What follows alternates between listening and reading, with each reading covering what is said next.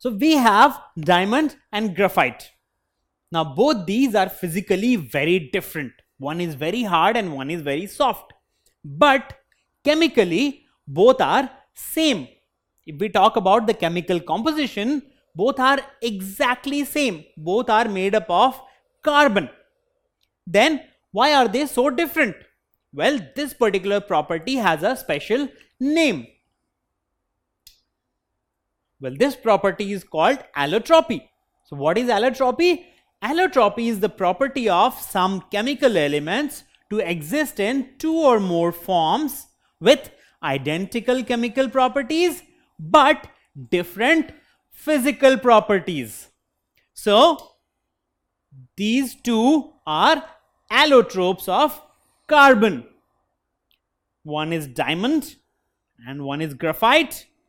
Very different physical properties but identical chemical properties. Both are nothing but pure forms of carbon. Now, if we talk about allotropes of carbon, there are two different types. One type is crystalline allotropes and one is amorphous or non-crystalline allotropes. So what happens in crystalline allotropes? In crystalline materials, particles are arranged in a definite pattern, resulting in a definite geometrical shape. While in the case of amorphous, in amorphous materials, particles do not have a definite arrangement, and as a result, these materials do not have a definite shape. And this is the main difference between crystalline and amorphous allotropes.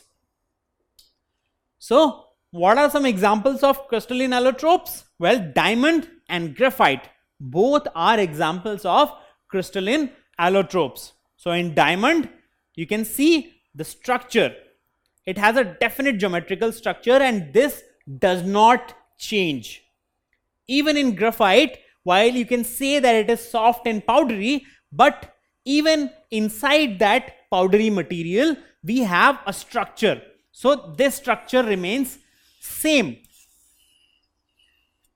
So while it may look powdery, it actually has this fixed structure and these layers slide on each other, and that's why it feels slippery or powdery. But even those small particles, if you see under a microscope, you will see that they have this kind of structure in them. While when we talk about amorphous or non-crystalline allotropes, they do not have such rigid structure. They have a non-crystalline structure. So soot, coke and coal, in all these you will see that they do not have a fixed structure. Even you take a small particle size of it, you will not find a geometric structure or a fixed structure in them, and that is why they are called amorphous or non-crystalline allotropes. So now can you answer this question? Which allotropes of carbon have a definite geometrical arrangement? Is it crystalline or is it amorphous? Well, the correct answer is crystalline. So allotropes of carbon that have a definite geometrical arrangement are called crystalline allotropes.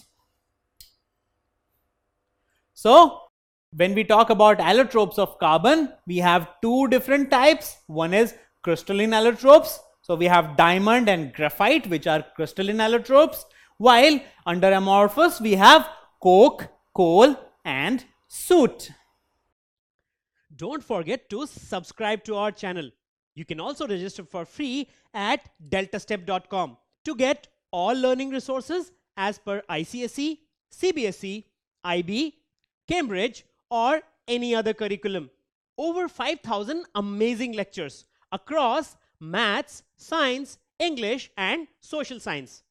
Our unique interactive video technology keeps you engaged, and our iDictionary feature allows you to quickly revise any concept. Master each topic at your own pace with our adaptive practice technology and 1 million plus questions. Get instant answers and detailed solutions. Be exam ready by taking unlimited mock tests, performance analysis along with actionable feedback, personal tutors to resolve your slightest of doubts. That's not all. You also get amazing prizes like PlayStations, iPads, watches, and many more, along with certificates through our Earn As You Learn program. So at deltastep.com, learning is not just fun and easy, it's rewarding too. So register for free now.